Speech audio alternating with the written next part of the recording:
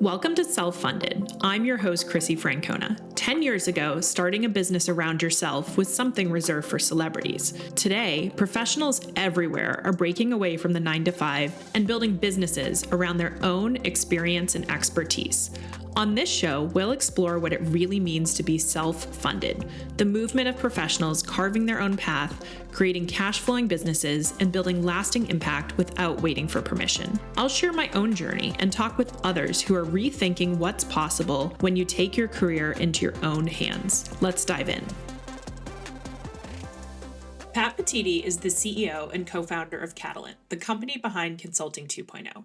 Catalynt helps leading organizations work with the world's best independent consultants and former operators, delivering the same quality as top consulting firms, but in a fit-to-purpose, flexible, and fairly priced model. Pat founded Catalynt at Harvard Business School, drawing on his experience as a former consultant and his belief that the future of work depends on better ways to connect expertise and opportunity. On today's episode, we talk about the origin of Catalynt as a class project at Harvard Business School that started in last place of 150 student-designed businesses to a company that has raised millions from notable investors and now powers the careers of thousands of independent consultants. Pat shares his perspective on where consulting is headed, how AI will impact firms and independents, and his advice for getting started. I hope you enjoy this interview with Pat Petitti. Pat Petitti, welcome to Self-Funded. Thanks for having me. Good to be here. So before we jump in, for folks who are new to Catalynt, what is Catalynt? Catalynt is a company that we started back in 2013 at Harvard Business School. And our mission is to provide companies with a more flexible, fit-to-purpose, and fairly priced form of consulting. And we do that by partnering with the world's best independent consultants and former operators, making it easy for them to build out their consulting practices and making it really easy for companies to find people who have solved their problem before. So going back to those early days, and I think you have a really interesting origin story. So you started at Harvard Business School. Were you starting this as a business? Was it a class project? How did it get started? Yeah, it was a class project. So there was a program at HBS called Field. It was 3 parts. Field 1 was introspective. You'd film yourself giving fake feedback. Field 2 was you would go to an emerging economy and you would help a company there launch a product, which was pretty unbelievable. And then Field 3, you got the whole 900 class of 920 students got broken up into teams of 5 or 6.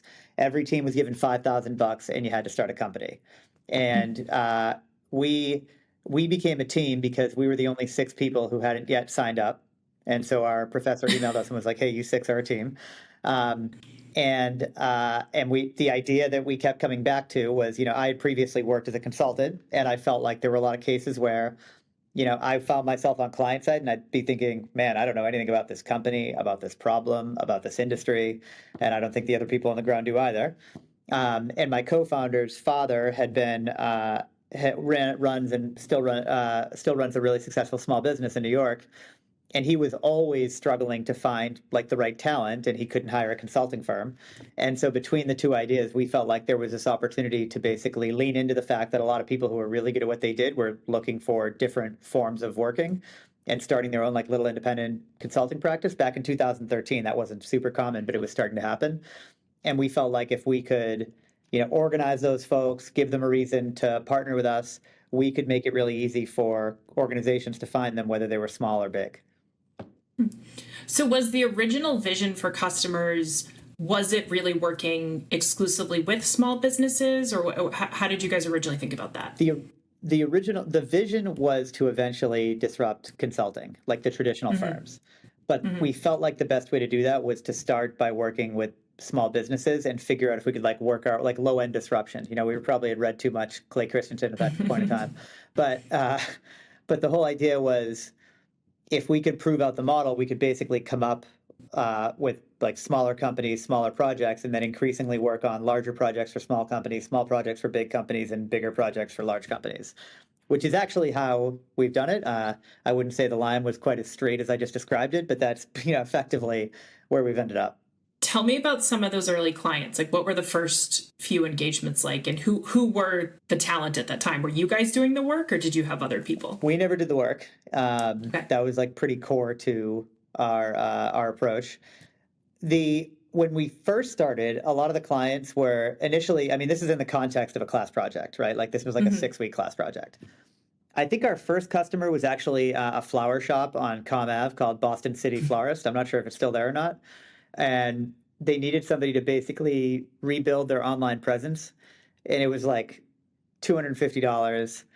We found consultants by we weren't allowed to get Harvard Business School students to sign up on the marketplace, so we had to go to other business schools. I think it was an unfair rule, but whatever.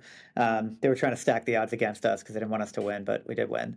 But we would get career like the career groups at other business schools to post it on their website or to email the alumni, and we got like literally like Ross. They emailed it to like every alumni. And when we were still in a class project, and the link took them to like a GoDaddy landing page, but that like I had like designed. But we basically got a lot of people on the consultant side who would sign up, who were either current MBA students or former MBA students, and they would do the projects. And then as we started to like try and figure out other more scalable ways to do this, we hired basically like a one-man PR shop, and he was able to get us into initially a couple local publications, and then we got picked up by CNBC.com, and we were on like the front of like CNBC.com small business page, which was great. And then we convinced the woman who ran the executive education program at Harvard. So, for those who aren't familiar with HBS, like the moneymaker at Harvard is the executive education program. And it's a really, really well run program. And they don't let the MBA students near those people. Like your badges don't open the doors. Yeah, no, it's like a total wall between it. Yeah. They don't want us near them. Like we're going to like ruin their experience or something like that. So we went and we convinced the woman who ran that program to let us pitch to one of her classes, which was called I think it was OMP, like owners, managers, and presidents. And it was sort of like mid-sized companies. And she said, I will let you pitch to my class one time. If you mess this up, I will never let you in the building again. But if it goes well, then like you'll have a chance to keep on doing it. And so we did it. It went well. And then we basically would go back, and throughout the entire year, I think for basically the next like year and a half, we'd go back and we would pitch the exec ed program again and again. And probably like 90% of our revenue for the first 2 years came through exec ed, basically. That's smart, though. That's a great audience, and they have come to Harvard for a reason and want to tap into the talent. So it makes a lot of sense. Yeah. But was all of this, so the PR push, the initial customers, was this still in the confines of a 6-week class project, or had it gone beyond that point? I think we actually pitched the exec ed program during that 6 weeks, but like after that, there was a lot more. The way the project worked was you came up with your idea and you pitched your idea to a different section at HBS. So there are 10 sections, 92 kids per section. You'd pitch to the section, and then after all the pitches happened, there was a live virtual stock market where you would buy or sell stock in the companies. And our company was originally called Hourly Nerd. I normally don't like to talk about that, but it was. I didn't bring it up, but yeah, I'm not a marketer. But it was originally called Hourly Nerd, and our ticker name was Nerd, N-E-R-D. So it was very obvious who we were. And we went and pitched our idea, and after we pitched, a woman in like the top row in the section raised her hand, and she said, we had the same idea for a business, and we surveyed 10 different business owners, and all 10 of them said they would never hire somebody this way. So what makes you think you could do it? It's like, oh, that's not a very fair question. Like, I don't know, like how you did your market research, like I think you probably didn't do a good job on market research. I don't know. Especially because you had real clients at that point. Well, this was day one. This is still day one. Okay, day one. So like the theory behind the idea. And we didn't give a very good answer. And so out of 150 teams, we came in 150th. Dead last. Wow. Dead last. It was so embarrassing. And it was obvious who we were. And then, so then we kind of like turned the jets on. We were like, there's no way, we're pretty competitive people. There's no way we're going to lose this thing. And every day after class, we would walk across the bridge to Harvard Square. We'd like take the T down into Boston. We'd go cold call small businesses. Like we would go into bars. Like I went into Shays, remember Shays? You ever go to that bar, Shays? So, but it's like in Harvard I can Square. imagine. I can imagine. Yeah. And we'd go to the like front and we'd say, is the manager here? And then we would try and pitch them on using Hourly Nerd. That was how we really started, that was how we got Boston City Flowers. Somebody walked in there and pitched them and like it worked. And I mean, you learn a lot through putting yourself in that situation. You learn about the messaging, you learn about how to think about the value prop. You learn how to like take like a hard no, because we got a lot of those. But it was a good experience. And then effectively, by the time the class ended 6 weeks later, the entire school had like $50,000 in revenue, and we were like 40,000 of it. So like we were up and running. And then for $40,000 does not make a business, but we had some proof points, and then we kind of like were running from there. So we raised some venture capital funding while we were in school, and kind of kept going. That's cool. At what point did you realize this is a legitimate business and this is what you were going to do now full time after school? So I remember walking back across the bridge after pitching. It was this place called Veggie Galaxy. I don't know if you ever heard it there in Harvard Square. It sounds familiar, but I'm not sure. And we had enough of these pitches where, the majority we would get a really hard no. But you'd have enough where people were like, oh man, like they tell you some story about how, yeah, actually, I've been trying to find somebody who could help me on this problem. I posted to Craigslist, or I got like my brother-in-law's college roommate to try and help me, or like all these things where it was so obvious that there was a need out there and nobody could figure out how to solve the need. And we hadn't figured out our delivery model at all. But we could tell that there was this like really, really big pain point that we were starting to uncover and understand. And so for me, I remember walking across the bridge in this class project thinking to myself, like, oh man, there's absolutely a business here. And maybe I was being a little bit crazy, but I guess that's like probably what's required to commit yourself to like an endeavor like this. So for me, and I never really thought about, I'm not a big planner. Like I was never like, oh, I need to like know what job I'm going to have by this point in time. Like I'm kind of a believer that like if you work hard and you pay attention to what's going on around you, like find good opportunities. And so for me, I was like, I'm just going to keep chasing this and see what happens. For all of my co-founders, they all went through their own like version of that. But for me, I was like pretty early on, like full speed. This is the thing I want to do. That's great. How many of you ended up full time with Catalan after graduating? So there were 6 people in the class project. 3 of us were really into it. The other 3 were this wasn't what they wanted to like spend their time on. Sure. So there were 3 of us who stayed with it. And then there was a 4th actually from another section who was a good friend who also joined basically like in the second half of first year of business school. And you mentioned raising some funding while you were still in school. Who were the early investors and what got them really excited about the business? Yeah. So one of the judges from our Field 3 course came up to me afterward and was like, hey, I make seed investments. Would you ever raise money? And I sort of, I was like, we're going to bootstrap this thing. And then like 4 weeks later, I emailed them and was like, hey, we actually need some money because we need to build about the whole that bootstrapping technology. thing. Yeah, my GoDaddy landing page is no longer cutting it. So we went to, and his name is Bob Doris. He's on our board today. He is like an unbelievably supportive board member and investor. I talk to him all the time. He's great. That's awesome. But he was the judge, one of our judges. We were actually invited to go on Shark Tank, and we decided that would be a really bad idea because they'd film 4 Harvard Business School students for 2 hours. Like they could cut that up however they wanted and make us look like prototypical HBS jerks. Which is probably what they would do. And so we did not go on Shark Tank, but one of my co-founders had the idea of, why don't we just email Mark Cuban directly? I've heard that if you email him, he replies. So we Googled his email address, we found it, we emailed him, and he wrote back like 3 minutes later with a few questions and then decided to invest. So that was really like our seed round. And then that was the summer between first and second year of business school.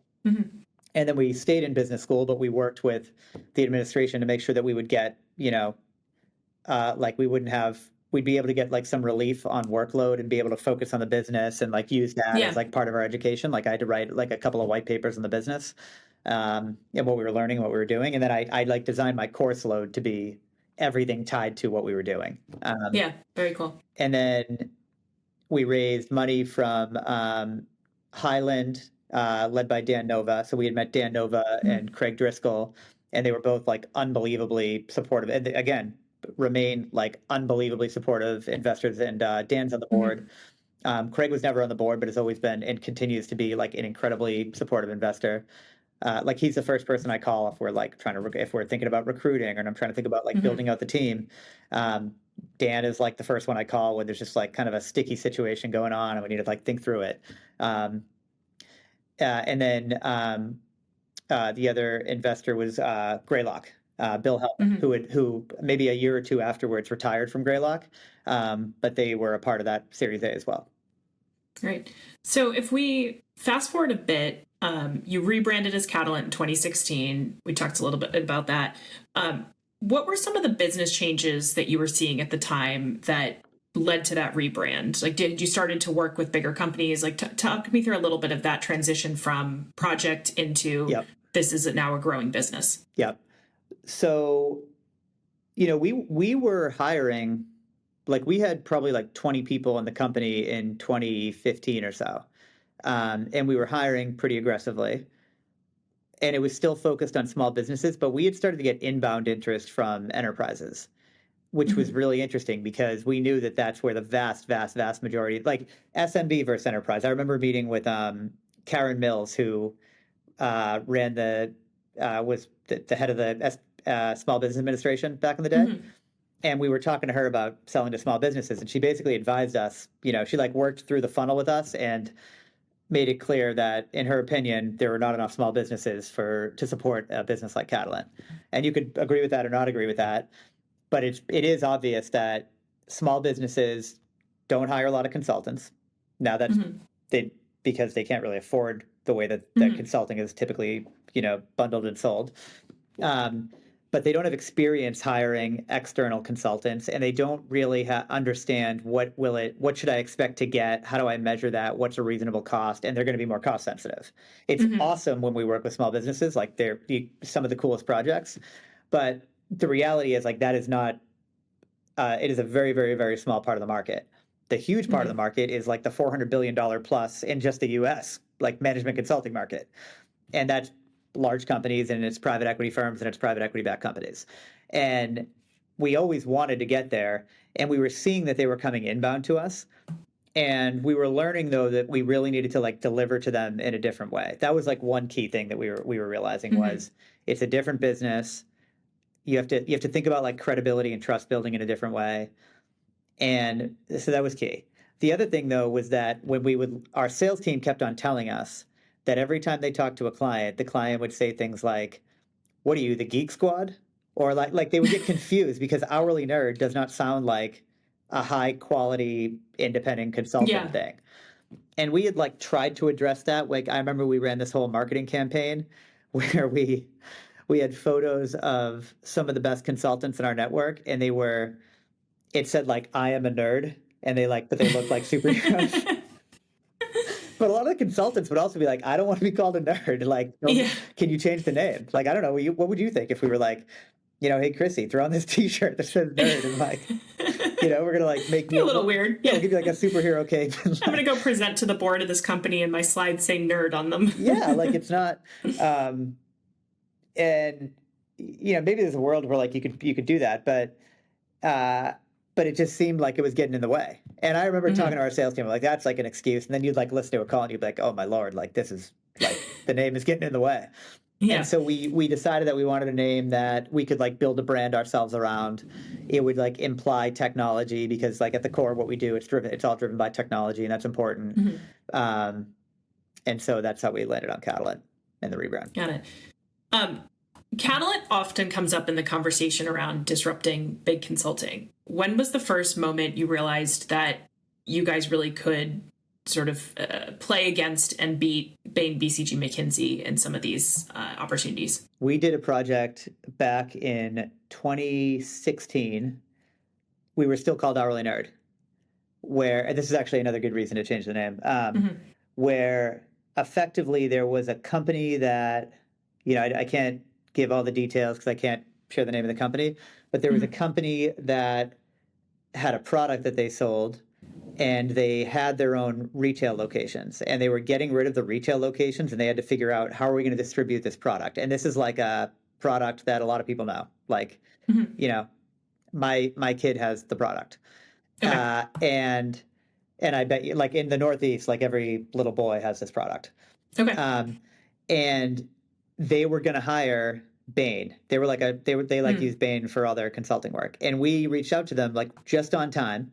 And the chief of staff to the CEO was like, "Oh, actually, we would consider using you instead of Bain. Like, how would you do it?" And we put together a team that was a former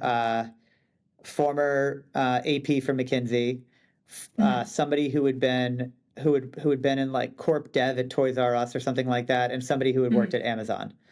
And like that, because this It's was a like pretty good team. the toy for children. Yeah. The team just to do the strategy work was $50,000. It was like massively underpriced. But you compare that, like, I'm sure this was a multi-million-dollar project with Bain. So Yeah. they use that team to do the strategy, and then they use the exact same team to do the implementation. Yeah. And that team never was in the same room with each other. Like, it was Wow. crazy. And that when we ended up getting the person who hired us showed us the slide that he shared with the board to explain how they were approaching this. And Hourly Nerd was not on the slide. They had the experiences of each of the three consultants on the slide. And so, but I was like, oh man, like we could actually get companies to do this, but like the reality is like what gets in the way? It's the credibility of our brand. You know, do you feel good like telling your board that we're taking a risk by using this thing instead of this other thing?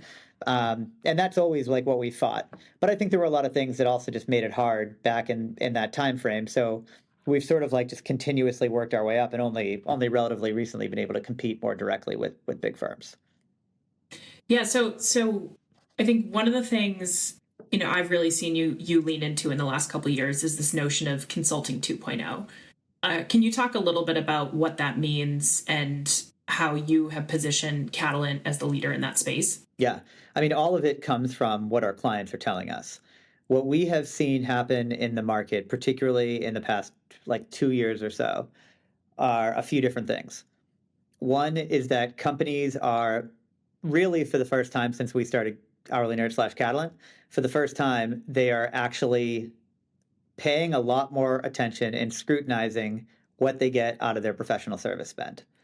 And the large companies we work with spend hundreds of millions of dollars. We have clients who spend over $1 billion a year on professional services. Wow. And so if you can get more ROI out of that spend, or you could spend half and get the same, like that is a massive, massive win. And so that's been a big driver. Is a lot of our clients are telling us we do not want to use the traditional firms anymore. We want to find solutions that have people that are actually more experienced, where they've solved the problem before, because so much of what they're using firms for is implementation work. Like I think McKinsey at one point said about 70% of what they do is implementation. It's not strategy. And that means you're doing implementation work with like a team that is inherently designed to be, there's a partner, there's an EM, and there's like plus 2, 3, 4. Though that is not a team that's well designed for implementing in the context of a complicated organization. They've never done it before. And at a price point that At a just doesn't make ridiculous price sense for an point. extended period of time. Yeah.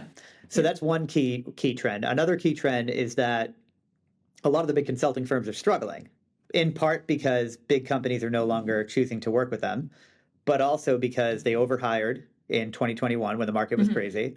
And it's really hard for those firms because it's a pyramid model. It's very hard when they overhire to adjust, because if you have too many people who are at the partner level and accounts are shrinking, the number of accounts you can work are shrinking, then all of a sudden you don't have enough accounts for all the partners that you have.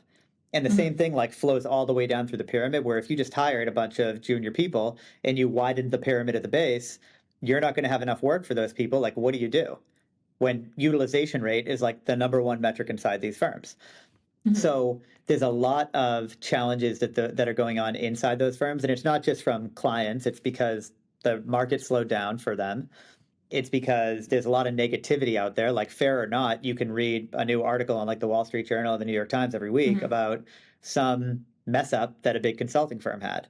Like I think it was Deloitte this week, but like, sure enough, it'll be McKinsey or BCG or somebody else next. Like it's every week there's a new firm they're so big too that I think they've had a hard time with governance, because you get that big and like, how do you actually make sure that the quality that you've guaranteed is coming through. And then the last thing for them is like AI has been a tremendously big threat because their whole model is designed on utilization, so billing out junior consultants who are dedicated to your client problem. Those consultants are the firm is paid at about a 5x rate of what they pay those consultants, and that's the business model.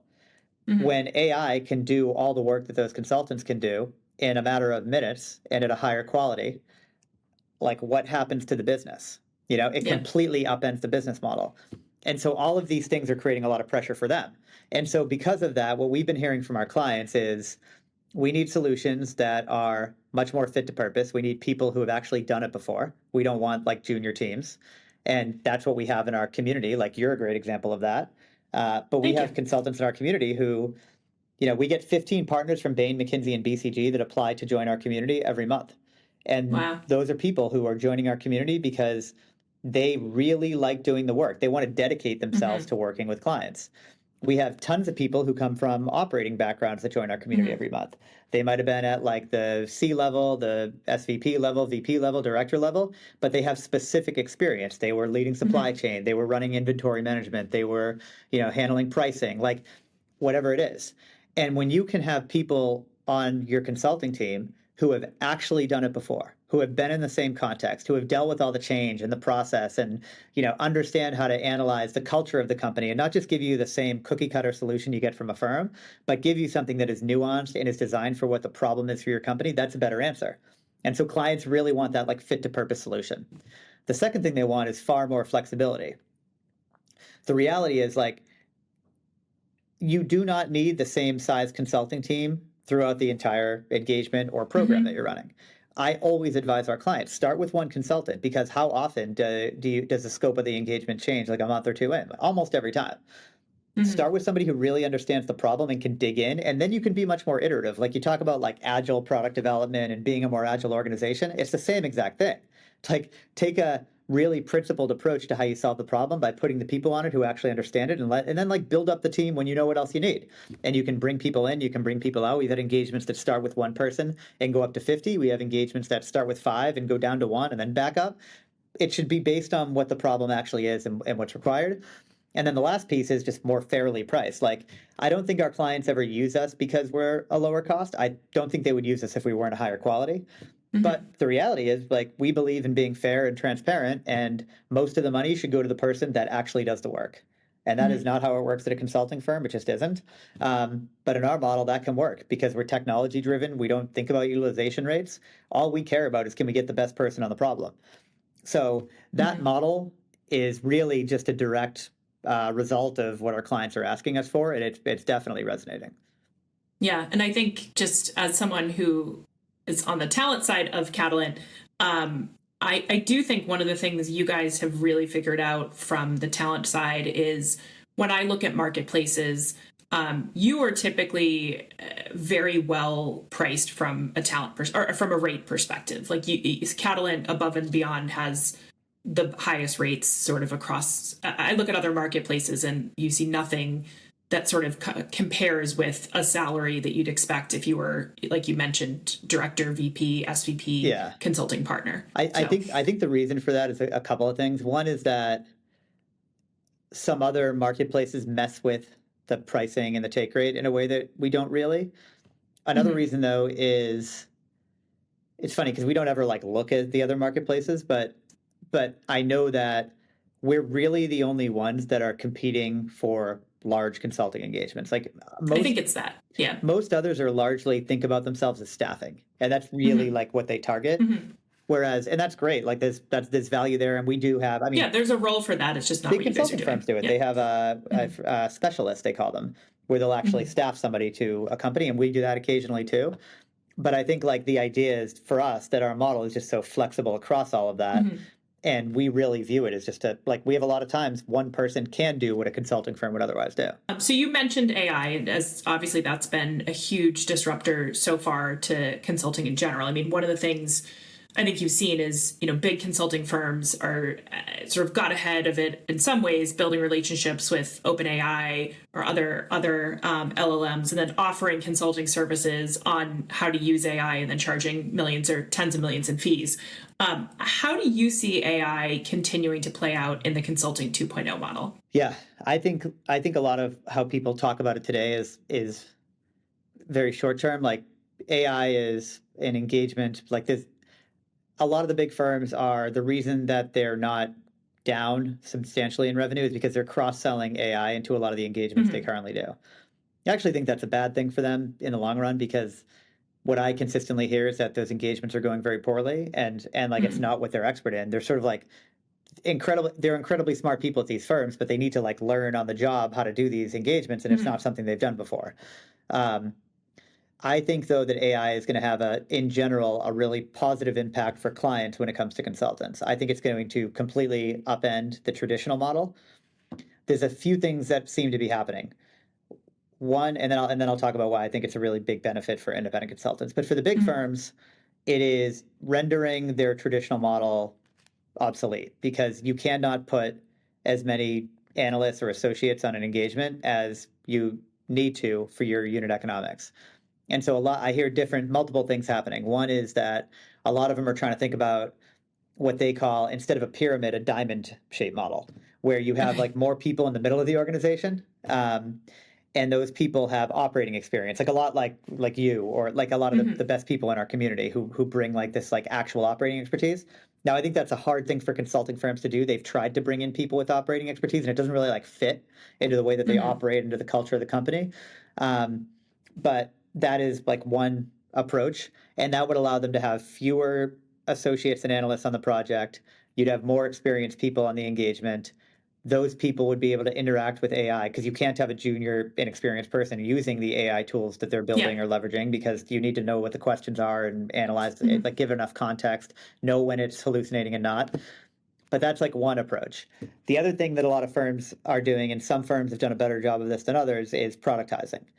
Basically, every time you do an engagement, how do we say, hey, can this be turned into an actual product that doesn't require nearly as many people against it?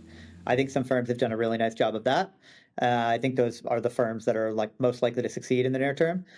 I think it's a really, really good thing for independent consultants, though, because if you think about the folks in our community, like they have minimum 10 years of experience. A lot of them have like 15, 20, 25 years of experience.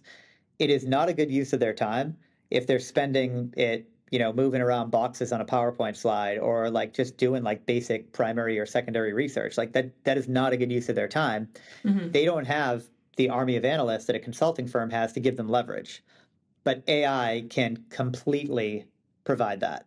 And so that's one of the places where investing actually is. How do we leverage AI and Catalant's proprietary knowledge and data, which we have a lot of, to be able to provide consultants with tools that can give them effectively like an army of analysts in their pocket. So that's one thing that we think it's a huge opportunity for independent consultants. We think it'll help us partner with those independent consultants to deliver that much more value to our clients. So I think it's a great thing in the long run, and it's going to allow clients to have solutions where you're going to get like much more when you can combine expertise with AI-based tools that can give you just like that much faster speed, accuracy on knowledge and basic information. That is you're going to get way better outcomes for companies.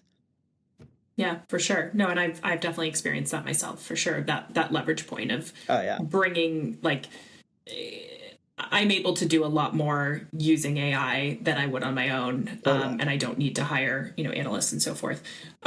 So, Pat, as I think about the notion of self-funded businesses, the concept is really around people who are building businesses around their own experience or expertise. Yep. And you've mentioned expertise a couple times, and Catalynt really being a platform for people to monetize their expertise in different ways. Yep. But I'm curious around maybe just sharing a couple stories of folks you've seen through Catalynt actually build businesses, whether it's to fund something else in their life or actually a business that has asset value as well. Totally. Tons of examples. We've had people who we had one guy who was great. I wish he had stayed independent because clients loved him, but he was basically doing independent consulting so that he could fund a Greek restaurant that he was opening in Atlanta. which I've heard went really well. This was years ago. I haven't talked to him in a few years, but like that was great. The one you brought up beforehand, which is a very public one, is Sean O'Dowd, who he's become like a thought leader. He was a thought leader, and but still is to some respects, in some respects, on being an independent consultant. And he did a ton of projects through Catalynt. Clients absolutely love Sean. He's incredibly talented. And then he built a whole basically like residential real estate investment business on top of it. But he used Catalynt to fund. He has a great story about using Catalynt to buy his now wife an engagement ring, and then we actually have a conference room here named after his wife because of that story. And then he used Catalan to generate proceeds so that he was in a position where he could go and start this other business. And he's like an amazingly talented person who's going to be successful in anything he does. Very cool. We've had a lot of people who use Catalan to build their own larger consulting firm. So we've had people who will start, like I was talking to somebody a few months ago who she started by it was her and a friend, and then they grew the consulting firm to like 25 people. Wow.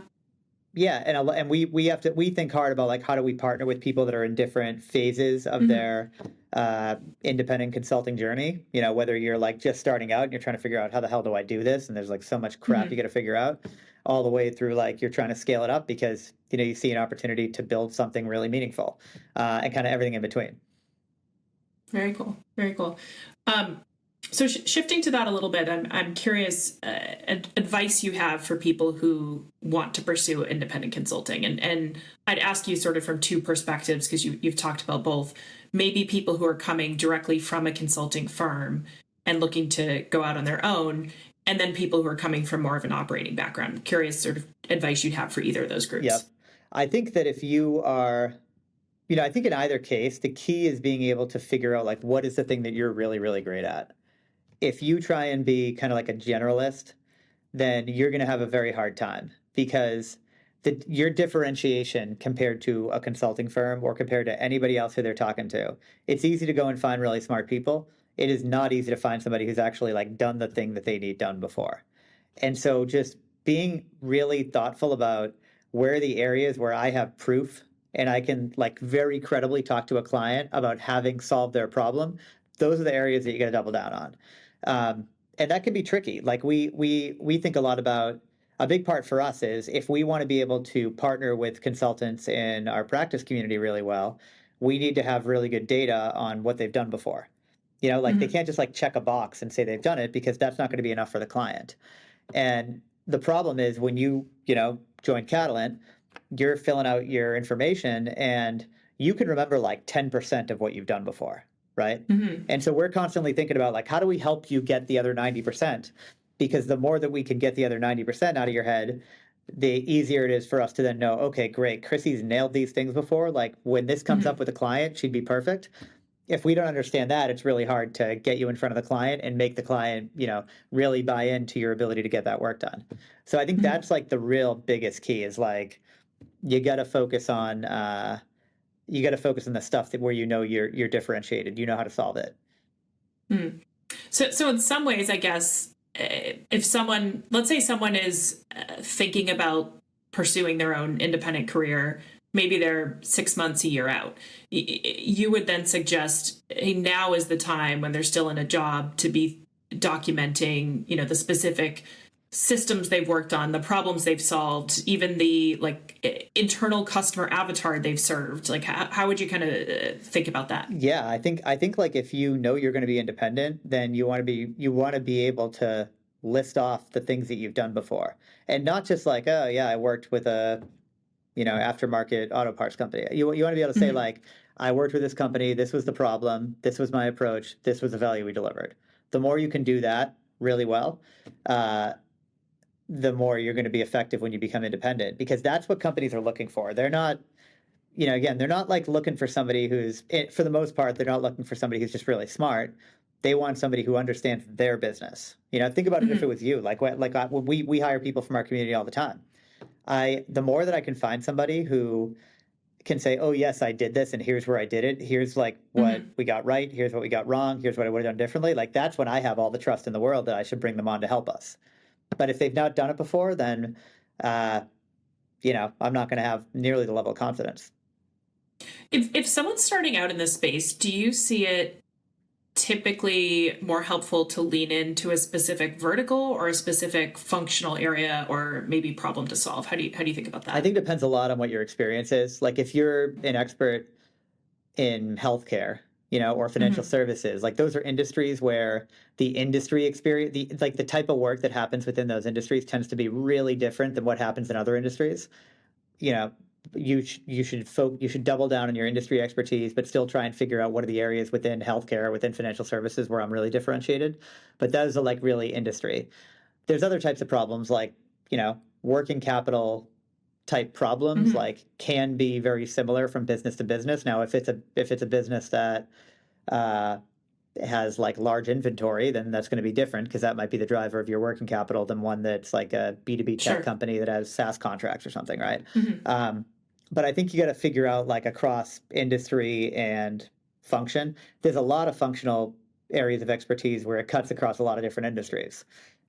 So like you should be looking for things where your expertise has enough application. Like you don't want to be, the needle in the haystack type skill set, of course. You want to find things that the skill set can be applicable to a number of different problems, and you have proof that you can solve that problem and give the client confidence in that. So it's not perfect. It's sort of like not too hot, not too cold, just right. Yeah. Yeah. And then replicating it. Finding then others who have the same. Get them, and then the more you can have, you can make that client referenceable, and you have a case study and all that stuff. It's a little bit of a snowball effect like that. Big that time, makes yeah. sense. And I mean, same thing at Catalan. Like even if you think about how you engage Catalan, right? Like you've probably experienced this. Yeah. If you don't, once you get a project done and you do a great job on it and the clients love you, like our team swarms to it. Like our team knows, oh, great, Chrissie's great at this thing. Can we get Chrissie in front of my client on this thing? Like that's, it's the same thing. Yeah. Yeah. Yeah. I mean, in some ways, like your sales team becomes a client in some ways of or at least kind of building the relationships there. Yeah. Then they're like representing the client in a lot of ways. Exactly. Yes. Yes. That's a better way to describe it. Obviously, this industry has gone through phenomenal growth, certainly since you started back at HBS, but certainly in the last 5 years. And, I think we're only poised for more with AI, as we've talked about, in this disruption of consulting. Where do you see consulting going in the next, call it 3 to 5 years? And where do you see Catalynt going? I think you'll see for big firms a lot more specialization and focus. I think you'll see a lot more productization. Like the Accentures of the world are awesome at, like they have these, they're awesome at things like marketing personalization and automation. I think that you'll see firms like that double down on the things where they have a real differentiating value.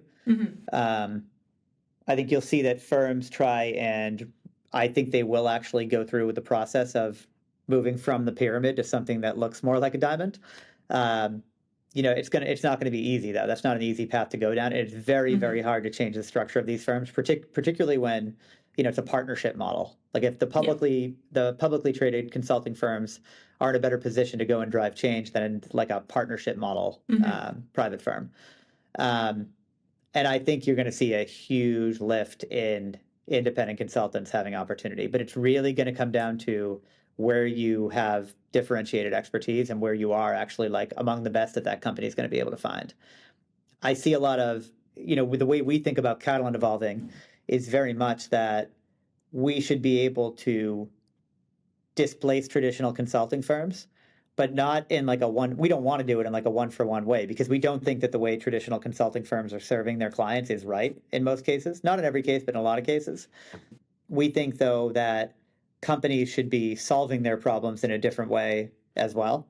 So being more fit to purpose, being more iterative in the way they approach their problems, and finding partners like a Catalynt where you can bring in incredibly talented independent consultants that can help you be more agile in the way you think about executing your consulting programs. I think that's where this goes. I think you're just going to see a huge rise, though, you'll see a shrink in the big traditional firms, and you'll see a big, big rise in independent consultants and having a lot more success. One big thing we're really focused on, too, which I think is critical for that, is you've probably noticed, and we're like sort of just starting this, but we've changed a big part of our mission to focus on the consultant as well. Mm-hmm. When you became independent, I'm not sure how you dealt with it, but there's all this stuff you got to figure out. You're like, do I need a legal entity? Do I need like a business bank account, business credit card? Do I need a line of credit, a factoring solution? How do I handle contracts, invoice collections? Like taxes, accounting, like it's a nightmare. It's so much stuff. And even now you still probably have to deal with all this stuff. And like you can, make it as best you can, but you're independent. You're one person. Like you can't spend 50% of your time dealing with like your back office. It's just the kind of thing that you like don't realize until you go independent. So and then it's like, how do you do the work delivery? Like, I don't know how often you need access to market data for your work, but like, if you do, it's expensive. It's hard to come by. Do you need access to like people who can help you on like your slides? Like when I was a consultant, I was terrible at making slides. I still am. I could like make a drawing. I could take a picture of it. I could email it to a random email account and wake up the next morning and my slides were in my inbox. Like we're doing that for consultants on Catalan projects with former McKinsey Graphics folks that we have. But like there's ways to automate that and make that like incrementally better over time. And so that's one, like we're really focused on that. And then just like community and connection and development. Like when you're independent, it is freaking lonely. It is like hard. And you need like people to lean on. It's awesome to be independent and it sucks to be alone. And so we think we can be as much of your team as you want. Like you're independent for a reason. You don't want to be like told what to do. You want to be able to build your own business, like for sure. But there's a lot of elements of being a part of a team that are great and that I think Catalynt can really be a good partner on with the consultants in our community. And then there's like learning and development. Like we're rolling out our first L&D program around AI, and it's delivered by consultants from our community. Very cool. So I think there's like these big opportunities to support independent consultants as it becomes a much more common path to go down, which it already has. Obviously, it's accelerating pretty dramatically already. And it becomes more complex because increasingly there's way more companies looking for this and way more consultants trying to do it. And you need that support and that infrastructure to be able to help those folks be successful. So I think that's like a big, big component of where the future goes, which is why we're so invested in that. Yeah. Well, I'm excited to be a part of it, and I think so far, what you're saying resonates a lot in the community side, and I think you guys are doing a great job on it. So we're working hard on it. When we feel really lucky to have you. I know you are. I know you are. Thank you, Pat. Where can people find Catalynt, whether they're interested in the talent side or potentially bringing some of the consultants on? Catalynt.com, baby. Go check it out. Awesome. Great. Well, thanks so much, Pat. Appreciate it. Thanks a ton. Thanks for listening to Self-Funded. If you enjoyed today's episode, be sure to follow the show wherever you're listening so you don't miss what's coming next. I'd also love for you to leave a review and share what you're most excited about on your own self-funded journey. And if you want to go deeper, check out my Substack. You'll find the link below. Until next time, keep carving your own path.